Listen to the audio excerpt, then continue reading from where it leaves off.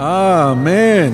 Es bueno estar de vuelta. Llegué tarde en la noche, lunes de Río de Janeiro, en Brasil. Y Brasil es el país pentecostal más grande del mundo. Hay más pentecostales en Brasil que en los Estados Unidos, Canadá, Inglaterra, Australia, Escocia y Sudáfrica combinados.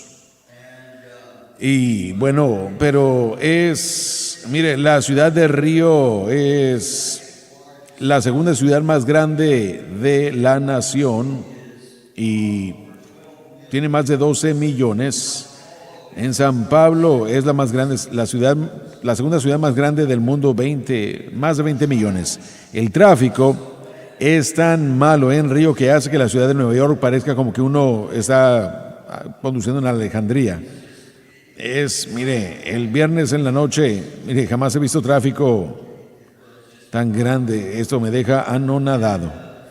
El viernes tuve que quedarme 35 millas lejos de la iglesia, porque donde está la iglesia, bueno, no hay lugar donde quedarse.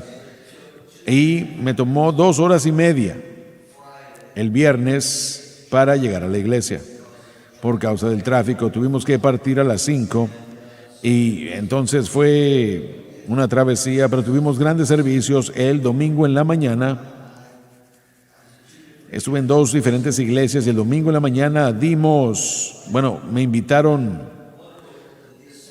Las Asambleas de Dios es la iglesia pentecostal más grande, la denominación más grande en Brasil, pero es una contradicción porque hay como 8 o 9 diferentes Asambleas de Dios en cuanto a organizaciones y no todas, ninguna se lleva bien entre sí. Así que todas son parientes pero no se hablan. Pero esta organización en particular de las Asambleas de Dios Samuel Fajeira es el líder y él fue una de nuestras voces en Brasil para la programación y su ministerio, su familia, y esa denominación ha sido ha sido de mucha ayuda y apoyo para nosotros. De cualquier manera, estaba ministrando el domingo en la mañana en la gran apertura de una de sus nuevas iglesias. Y de hecho fue la iglesia que fue su iglesia fundada en 1926. El edificio original aún está en pie, tiene tal vez una capacidad de 75 personas y habían de 26 a 35 estuvieron allí. Luego edificaron un santuario enseguida para 1,000 personas y luego edificaron esa nueva iglesia, un santuario nuevo que yo dediqué y tiene la capacidad de 2,200 y ya es demasiado pequeña. Pero tuvimos un gran servicio, un gran viaje. Tuve que levantarme para venirme a casa, a las 2:30 de la mañana y están a 3 horas adelantados, así que si me quedo dormido aquí, ustedes tienen que continuar. Pero sí, es bueno estar en casa. Estamos el día de hoy comenzando con el libro de Colosenses y es un gran libro. A mí me encanta el libro de Colosenses. Yo he estado leyéndolo una y otra vez estas últimas semanas preparándome para esta enseñanza. Vamos a hacer lo mejor para adelantarnos un poco. No estoy seguro que vamos a pasar mucho tiempo en todo y cada versículo, porque realmente quiero pasar tiempo en los versículos necesarios, pero por lo menos vamos a leer cada versículo. Y nuestra oración es simplemente esta, que cuando sea que terminemos, y sí va a ser antes del reino milenial, se los prometo, no soy como papá, yo no paso 5 años en el segundo versículo, no, vamos a adelantarnos un poco de allí, pero todo lo que queremos es que ustedes puedan tener un entendimiento de lo que el libro de Colosenses es, para que puedan conocer la verdad y la verdad os hará libres. Joseph está con nosotros el día de hoy, el doctor Watts también nos acompaña y Joseph, voy a leer el texto y pido que tú leas la nota y vamos a leer los primeros 2 versículos antes de dar la introducción. Pablo, apóstol de Jesucristo, Es por medio del apóstol que el Espíritu Santo guía a la Iglesia y de acuerdo al mensaje que se le dio, lo que en el caso de Pablo era el mensaje de la gracia. Por la voluntad de Dios. Solo el Señor puede nombrar a la persona para la oficina del apóstol. El hombre no puede efectuar esto. Y el hermano Timoteo, a los santos Al instante que la persona acepta a Cristo, se convierte en santo. y hermanos fieles en Cristo. Indica el hecho de que algunos en Colosas eran fieles al Evangelio que Pablo les había traído, pero al mismo tiempo parece que otros vacilaban en su lealtad. Vacilaban en su lealtad. Que están en Colosas. Fue escrito desde Roma por Pablo mientras se encontraba en prisión, Gracia y paz a vosotros, hecho posible por la cruz. de Dios nuestro Padre y del Señor Jesucristo. Vamos a ver lo siguiente el día de hoy. Vamos a ver el papel del apóstol, la declaración de Pablo por la voluntad de Dios, la declaración fieles hermanos, y vamos a tocar la gracia y la paz. Es con lo que queremos comenzar en estos primeros 2 versículos el día de hoy. Padre Celestial, venimos ante ti en el nombre de tu Hijo Jesús. Estamos tan agradecidos por el privilegio y la oportunidad que tenemos el día de hoy de abrir este gran libro de Colosenses. Y Señor, pedimos que, tal como le dices tú a Pablo, la sabiduría y la inspiración de escribir este gran libro, que tú también nos des a nosotros la sabiduría y la iluminación y la inspiración y la unción para entregarla y para que no le hagamos violencia a la palabra, sino que articulemos exactamente lo que el Espíritu quiere en este gran libro. Y te damos toda la alabanza y la gloria en el nombre de Jesús. La iglesia en Colosas fue fundada por Epafras. Pablo no estableció esa iglesia. De hecho, él jamás visitó esa iglesia. Colosenses, o la iglesia en Colosas, es famosa por el hecho de sus miembros. Sabemos que fue la iglesia de Colosas que Filemón, la iglesia de Colosas fue fundada en la casa de Filemón.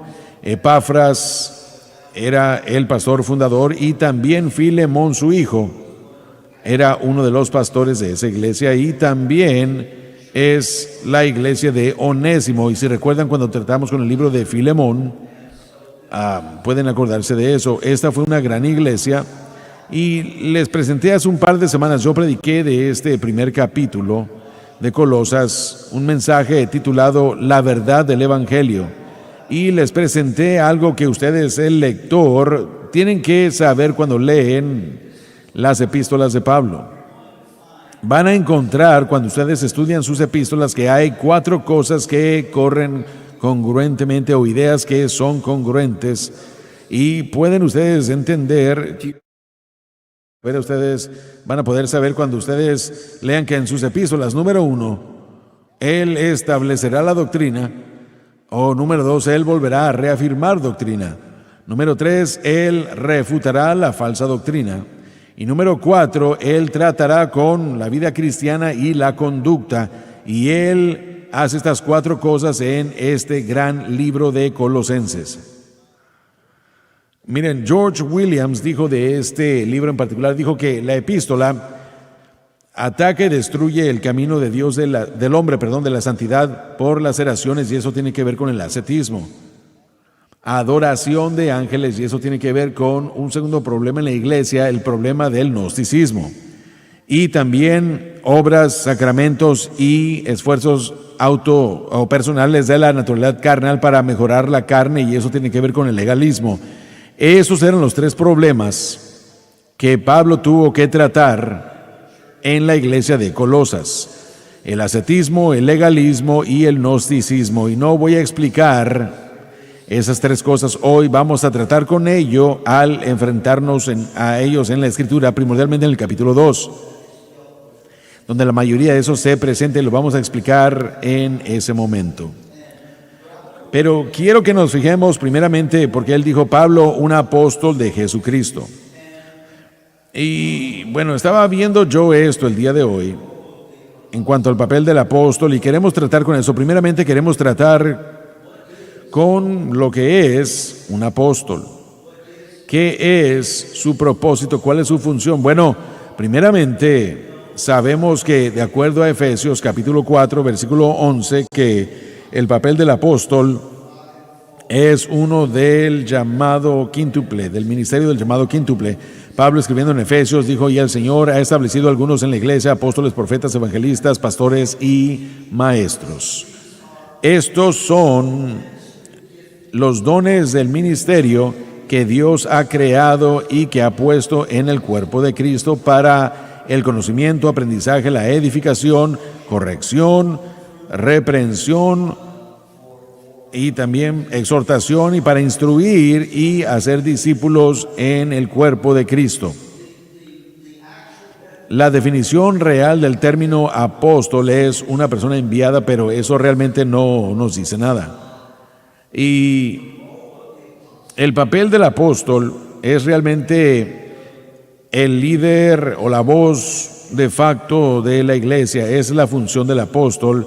Es una persona a quien Dios le da un mensaje específico. Pablo es llamado el apóstol de la gracia, porque eso es lo que su mensaje trató, porque él fue aquel a quien el Espíritu Santo le dio el mensaje del nuevo pacto, que es la gracia de Dios.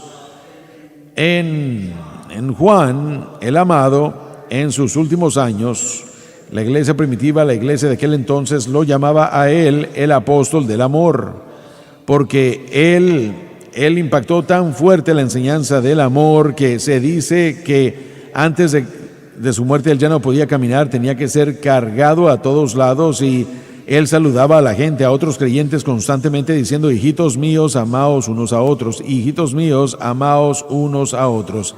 Y él era un apóstol, así que es llamado el apóstol del amor. En un tiempo después, en el siglo XX, Smith Wigglesworth se convirtió fue conocido como un apóstol de fe. Ahora, yo no puedo decir enfáticamente que delante de Dios Smith Wigglesworth era un apóstol. Yo creo que sí lo era, pero no puedo decirlo. Solamente Dios lo sabe. Ahora, ¿cómo o por qué fue llamado un apóstol de la fe? Porque la fe era una doctrina conocida, y es porque cuando Dios levantó a Smith Wigglesworth, el gran mensaje de la fe se había desechado. No se estaba predicando en nuestras iglesias, y estos son los primeros días del Pentecostés. Y Dios levantó a Smith Wigglesworth y le dio a él una unción directa para traer el gran mensaje de la fe de vuelta a la iglesia. Y al hacerlo, él también le dio a Smith Wigglesworth una gran unción para orar por los enfermos. Y él vio numerosos milagros. Él vio ojos ciegos abrirse, y vio también la sanidad de sordos, y él de hecho vio a los muertos ser resucitados. Su ministerio, fue profundo, y especialmente cuando uno considera el hecho de que él no tenía educación. Él básicamente era iletrado.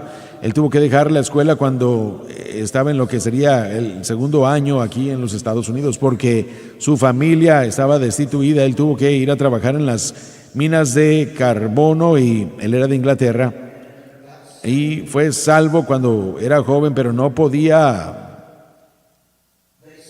Decían que su gramática era tan mala que la mayoría de gente no podía tener una conversación con él, porque no podían entender de lo que él estaba hablando.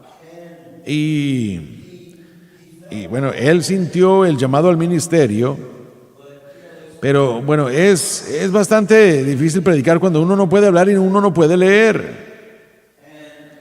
Y eso fue su vida en el principio.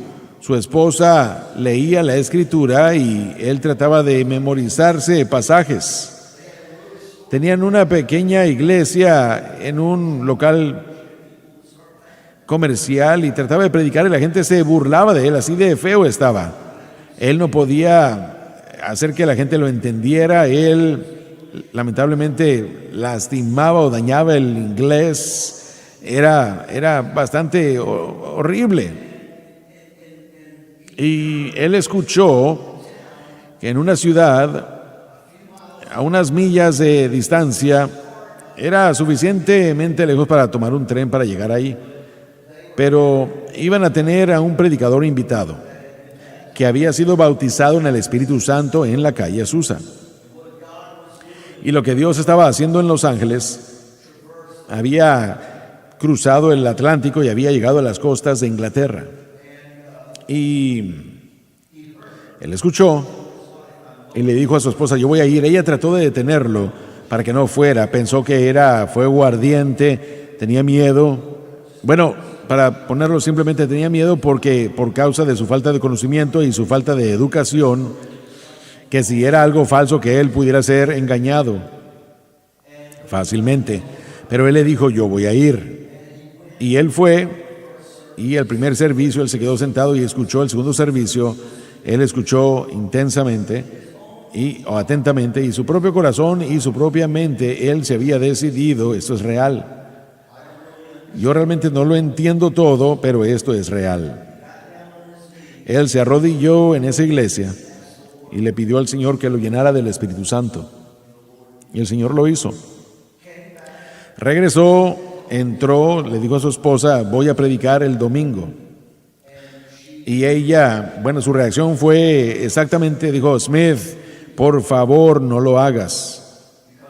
Porque ella estaba lastimada por él, se burlaban de él las pocas personas que iban para allá.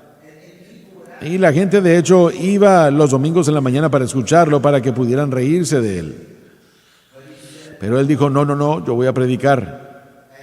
Y esa mañana, ella de hecho dejó el santuario y se fue a pararse enfrente porque su corazón estaba quebrantado por su esposo, no quería verlo avergonzado. Pero de repente ella dijo, eso no puede ser mi Smith, porque había un hombre diferente, era un hombre diferente, predicando esa mañana. Mientras la unción del Espíritu Santo llegó sobre él. Y Dios literalmente le enseñó a leer. Y durante unos años, lo único que podía leer era la Biblia. Si usted ponía la Biblia en sus manos, la podía leer. Si le quitaba la Biblia de sus manos y ponía un periódico, no lo podía leer. Eventualmente llegó al punto en el que, jamás aprendió a escribir. Una vez le escribió una carta a un predicador bastante presumido en Inglaterra, y el Señor le escribió una carta diciéndole, sabe que usted escribió Espíritu Santo de diferentes maneras, y Smith Wigglesworth le escribió otra vez, le dijo, no importa cómo lo haya escrito, lo que importa es si usted entendió lo que estaba diciendo. Pero Dios lo levantó, sí, denle al Señor palmas de alabanza. Pero lo levantó. Y ¿será que, mire, queremos hacer la pregunta a estos hermanos, si ellos, miren, hay un argumento, voy a presentarles la pregunta de esta manera. Los calvinistas, los cesacionistas, enseñan que cuando el canon de las Escrituras cerró, que no hay más apóstoles que han estado en la iglesia. Miren, yo presenté algo que quiero ponerlo en pantalla, de los apóstoles que están listados en la Biblia, y ahí lo podemos ver, ahí están. Simón Pedro, su hermano Andrés, Santiago el hijo de Zebedeo, Juan su hermano Felipe y su hermano Bartolomeo, y luego Santiago hijo de Alfeo, los discípulos originales, Judas su hermano, Mateo hijo de Alfeo, tal vez su hermano de Santiago, Judas, Tomás, Judas Iscariote también fue un apóstol, y luego Matías tomó el lugar de Judas Iscariote, Bernabé, y ustedes pueden ver que tenemos las escrituras, los encabezados, ahí van a poder encontrar todo esto listado en la Biblia. Número 15 es Andrónico, si es que lo estoy diciendo bien, Junia. Ahora, hay mucho debate en el número 16 en que nosotros creemos que no hay mujeres apóstoles. Creemos que la Escritura no nos da ninguna evidencia de que hayan existido mujeres apóstoles. Pero hay aquellos en la iglesia que tratan de argumentar que Junia era una mujer por causa del nombre, pero simplemente hay suficiente argumento en contra como a favor. Y nuestra posición, mi posición es que yo no creo que fue una mujer. Si fue, bueno, seré corregido. Pero en la escritura realmente solamente vemos a hombres cumpliendo ese papel. Pero miren, no es suficiente como para discutir, porque cuando lleguemos al cielo nos vamos a enterar. Y si estoy equivocado, voy a ser corregido en el cielo. Y si tengo la razón, nadie le va a importar. Apolos, Santiago, el hermano del Señor. Vayamos al próximo grupo: Silas, Timoteo, Tito, Epafrodito, Pablo y por supuesto Jesucristo, que también fue un apóstol. Ahora, los estacionistas niegan la mitad de eso. Ellos niegan la mayoría de todo eso como que son apóstoles. Yo creo que la Escritura nos demuestra que sí eran apóstoles. Doctor Watts, ¿qué es lo que usted tiene que decir al respecto? Creo que eso sí eran apóstoles. Lo que yo he estudiado, Junia y Andrónico, Junia era mujer, pero la lucha es cuál era su papel, porque en Romanos 16:7 él dice que no, que eran notables entre los apóstoles, así que eso ha sido el argumento. ¿Qué significaba eso? Si simplemente eran conocidos o si eran apóstoles propiamente.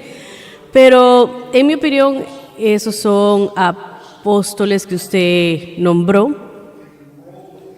El papel del apóstol, en aquel tiempo todos habían estado con Jesús y todos escribieron Escritura, tenían autoridad apostólica. Pablo tenía la autoridad apostólica también, así que en cuanto a sí o no tenemos apóstoles hoy en día, es en el sentido bien estricto, en la definición del Nuevo Testamento, pero de una manera más amplia, sí, porque mencionamos Efesios 4:11 cuando dice que Él le dio a algunos a ser apóstoles, y ahí en el griego es el hecho de que no hay un límite de tiempo atado a esa palabra, pero ahora el papel del apóstol no es alguien que tiene la autoridad apostólica que tuvieron en la iglesia primitiva. Los apóstoles eran esenciales en la iglesia primitiva, como hemos dicho. Ellos establecían doctrina, ellos empezaron la iglesia primitiva, así que en cuanto a su papel en un sentido moderno, no tienen la misma autoridad que tuvieron en aquel tiempo, porque ya tenemos el canon de las Escrituras y está completo. Pero sí creo que existen aquellos, si usted mencionó apóstolos, el término griego para apóstol quiere decir aquel que es enviado, así que sí creo que están en ese papel apostólico que hasta cierto sentido tiene un significado más profundo, aquel que está autorizado por Dios como alguien que es portavoz de Dios, que es lo que era Pablo. Así que tenemos aquellos que operan en ese papel en cuanto a ser enviados, plantando iglesias, estableciendo ministerios, supervisando el ministerio. Claro que no escriben las Escrituras porque ya el canon fue cerrado. Es un poco distinto en ese aspecto de lo que fue en el Nuevo Testamento. Los apóstoles que mencionamos allí, los que fueron utilizados para escribir Escritura, el Espíritu Santo a través de ellos estableció la doctrina. Correcto. Y el papel, si es que sí hay apóstoles el día de hoy, ese papel sería de mantener en el frente de la iglesia ciertas verdades bíblicas. Yo creo que una de las verdades bíblicas más grandes que se han ignorado en los últimos 75 años es simplemente el mensaje de la cruz. Lo que el Señor ha estado tratando de hablar a través de este ministerio para traer la verdad de vuelta, utilizaré el término para tener una reforma de Cristo y el crucificado. Hice la declaración y la mayoría de la gente no lo entiende, pero voy a volverlo a hacer, y esto es que es muy fácil entrar al hábito de predicar acerca del Evangelio, pero no predicar el Evangelio. Debemos definir qué es el Evangelio. La palabra significa buenas nuevas, pero el Evangelio es una persona, es Jesucristo, es quien Él es y lo que Él hizo. Yo creo que sí hay apóstoles el día de hoy, pero ¿quiénes son? Voy a tener que dejarle eso a Dios. Lo que yo sí encuentro bastante irritante y ofensivo es la proliferación del uso del término y el título de apóstol. El país del que yo vengo, yo amo a Brasil, pero ellos son notorios. Creo que hay más apóstoles en bancas en sus iglesias que miembros. Miren, todo mundo que usted conoce, este es un apóstol de esto, apóstol de tal y tal, y es apóstol tal, y bueno, uno los ve y uno sabe que no lo son. No son un apóstol y es un uso fraudulento.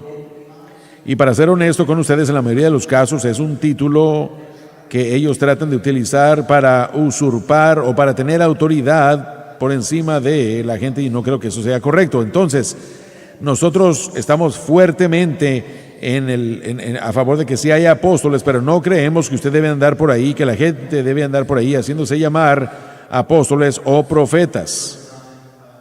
Hermano Dani, en mi estudio, yo creo que otra gente se refería a Smith Wigglesworth como apóstol. Sí. Yo no creo que él propiamente lo haya Nunca hecho. lo hizo. Y creo que eso indica fuertemente que él no andaba hablando diciendo yo soy el apóstol Smith. Sí, la acreditación de ese título vino después de su muerte, Así es. porque su iglesia, historiadores, vieron hacia atrás el impacto y creo que sin lugar a duda, él resucitó el mensaje de la fe. Saben, hablando de la fe, cuando las asambleas de Dios fueron formadas en Hot Springs, Arkansas, en 1940, creo que había un poco más de 300 personas que se reunieron de iglesias bautistas, metodistas, presbiterianas. Vinieron de diferentes estilos de gobierno de iglesia. Lo único que tenían en común era que todas habían sido bautizadas en el Espíritu Santo con la evidencia de hablar en otras lenguas. Pero uno de los hombres que era parte de ese primer grupo fue John G. Lake. Cuando terminaron de reunirse, creo que fueron 10 días en los que se reunieron, como 10 días en los que se reunieron, servicios en la noche, pero durante el día ellos estaban hablando de la posibilidad de reunirse y de formar una denominación pentecostal.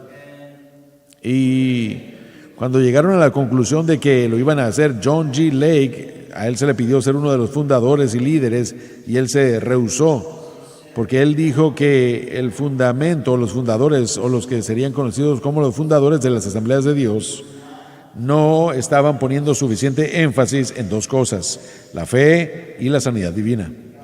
Y Dios usó al hermano Lake especialmente en África, Sudáfrica, en el ámbito de sanidad divina. Yo no sé si él tenía la razón en su interpretación de eso, pero sí sé que no voy a decir lo que iba a decir. Habiendo crecido en ello, no lo voy a decir. Bueno, sí lo voy a decir. Yo creo que él tenía la razón. Yo creo que el doctor Lake, el hermano Lake, tenía la razón, que estos hombres tenían buenas intenciones, sus corazones estaban dirigidos hacia Dios, pero en ese tiempo, en los primeros días del Pentecostés, hubo un abuso en el ámbito de la fe y la sanidad. Habían charlatanes por todos lados, poniendo carpas y fingiendo milagros y un montón de cosas, y ellos sentían una repulsión, un rechazo. Pero ellos tomaron esta táctica por lo que estaba pasando, que ellos se fueron del otro lado, al otro extremo, para alejarse. Cuando Lake dijo, espera un momento, siempre van a haber charlatanes, siempre van a haber falsificadores, pero eso no le quita nada al hecho de que debemos ser gente de fe y que debemos imponer manos sobre los enfermos y orar por los enfermos.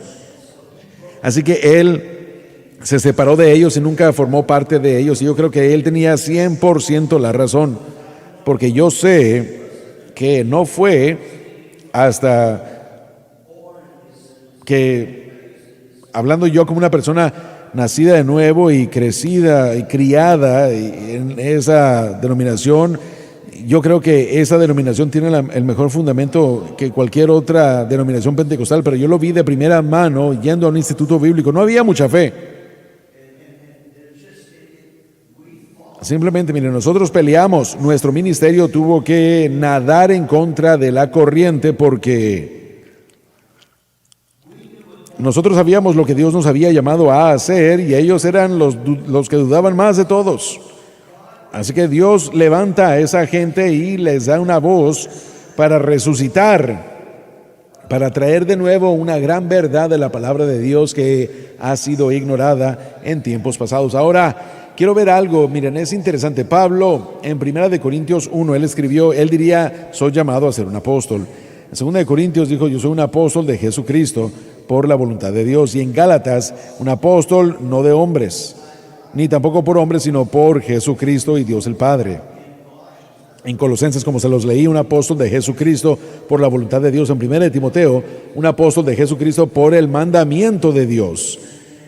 Y en 2 Timoteo, un apóstol de Jesucristo por la voluntad de Dios. En Tito, un siervo de Dios y un apóstol. Así que yo quiero hacerles la pregunta, ustedes solamente tenemos como 10 minutos.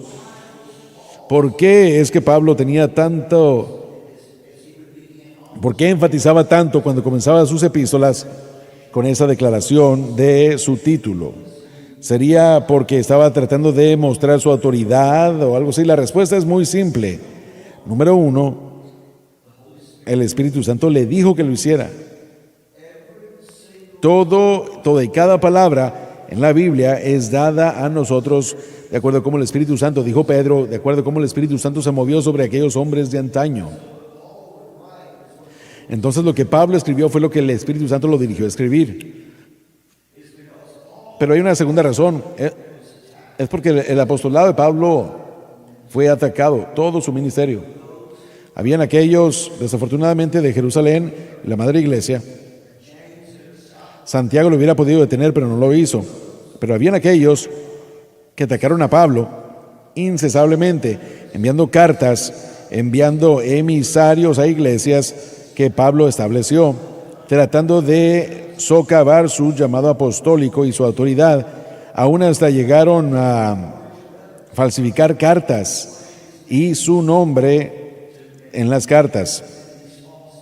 Y en estas falsas cartas decían que Pablo había dicho: lo que les he estado enseñando sobre la gracia y todo eso, he estado equivocado y tenemos que regresar a la ley y todo esto. Entonces el Espíritu Santo enfatizó esto porque era la voluntad de Dios. Y él quería que todos supieran que yo soy un apóstol, Dios me llamó a ser un apóstol y estoy escribiendo lo que les estoy escribiendo por la voluntad de Dios. Y esto nos trae al próximo tema que queremos presentar, que Pablo dijo, por la voluntad de Dios. Quiero que entiendan algo. Yo no conozco a todos por nombre, conozco la mayoría, pero hay algunos de ustedes aquí que no conozco su nombre, no conozco su vida, no conozco su historia. Y por televisión, por supuesto, no tengo ni idea de quién esté viendo en todo el mundo. Pero quiero que entiendan algo. Dios tiene una voluntad para su vida.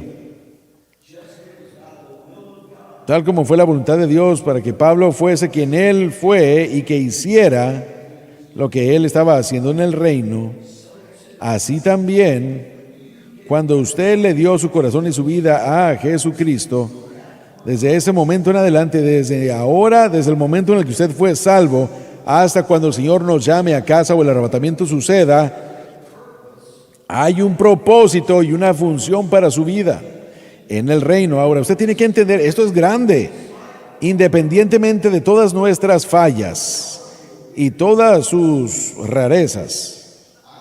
Yo soy raro. Y Dave es raro, especialmente cuando trae sus botas vaqueras. Oh, sí. Son las cosas más horribles que yo he visto. No lo voy a negar. Gracias a Dios. Yo oré eso, que tuvieras la revelación divina sobre eso. Pero todos tenemos nuestras idiosincrasias y nuestras características y cometemos errores, fallamos.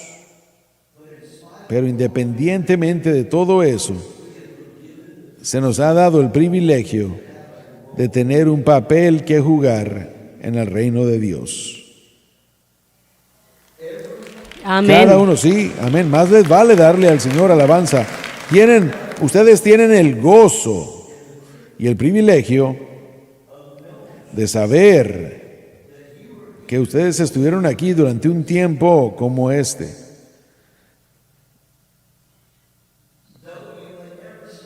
Aunque tal vez usted nunca se pare frente a un podio, una plataforma, y se pare detrás de un púlpito para predicar o cantar o ir a un viaje misionero, cada uno de ustedes aún son ministros.